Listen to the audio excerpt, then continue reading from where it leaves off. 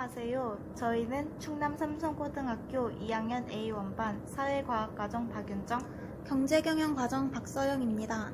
저희는 한계휴용 체감의 법칙과 그 안의 심리 분석이라는 주제로 1인 1릉 과제 연구를 진행했습니다. 우선 한계효용 체감의 법칙의 정의를 설명드리겠습니다.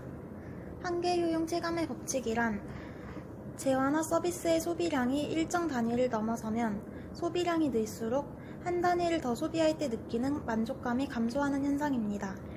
보통 한계휴용 체감의 법칙에 따르면 사람들은 같은 음식을 먹을 때 자주 먹을수록 만족도가 점점 떨어집니다.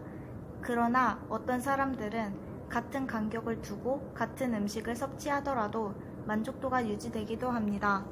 그래서 저희는 이러한 한계효용 체감의 법칙을 예외적인 경우 이 법칙에 적용된 심리와 한계효용 체감의 법칙이 사람들의 심리에 미치는 영향에 궁금증을 가지게 되었습니다. 연구를 시작하기에 앞서 저희는 한계효용 체감의 법칙에 의해 대부분의 학생들이 1주차에 비해 4주차의 효용이 3 이상 떨어질 것이라는 가설을 세웠습니다. 우선 충남 삼성고 재학생 4, 5기 215명을 대상으로 양적 연구법인 설문지법을 사용하였으며 그중 3명을 대상으로 질적 연구법인 인터뷰를 진행하여 연구를 하였습니다. 설문조사 질문으로는 4가지를 준비했습니다. 첫 번째, 4주 동안 매주 일요일마다 치킨을 먹는다고 가정했을 때 각 주마다 느끼는 효용을 1부터 10까지 숫자로 표현해 주세요. 두 번째, 1주차에 비해서 4주차의 효용이 3 이상 떨어졌나요? 세 번째, 효용이 크게 떨어진 이유는 무엇인가요? 마지막으로, 효용이 크게 떨어지지 않은 이유는 무엇인가요? 입니다. 다음으로는 설문조사의 결과를 설명하겠습니다. 충남 삼성고등학교 4, 5기 학생들의 설문조사 결과 첫 번째 질문인 1주차에 비해서 4주차의 효용이 3 이상 떨어졌나요의 답변으로는 예가 92명으로 43%, 아니오가 123명으로 57%가 나왔습니다.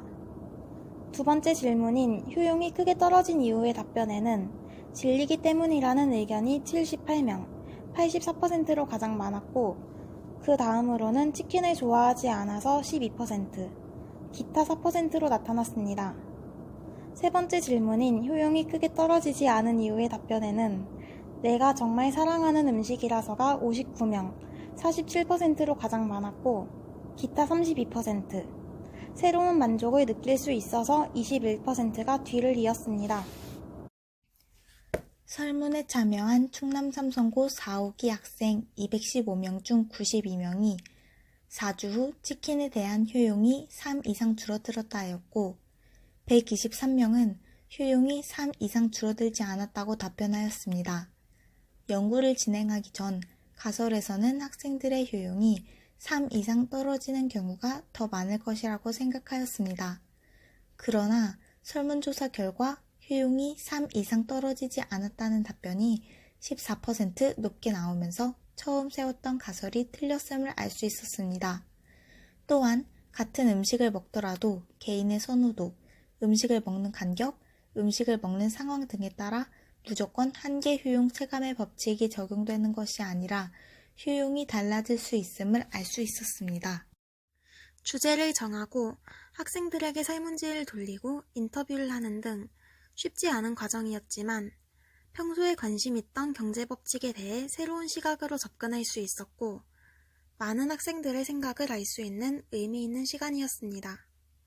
그러나 설문지에서 많은 학생들이 기타 의견을 작성해 주었던 일주일이라는 기간이 한계효용 체감의 법칙을 위한 실험을 진행하기에는 너무 길다는 점은 저희에게도 많이 아쉬운 점으로 남았습니다. 조금 더 짧은 기간을 설정하여 설문지를 만들었다면 더 정확한 결과가 나오지 않았을까 싶습니다. 이번 1인 1릉 연구활동은 설문지에 응원의 메시지를 작성해 주었던 학생들 덕분에 더욱더 의미 있는 시간이었다고 생각하며 고마움을 전하고 싶습니다. 지금까지 저희의 1인 1릉 연구 결과를 들어주셔서 감사합니다.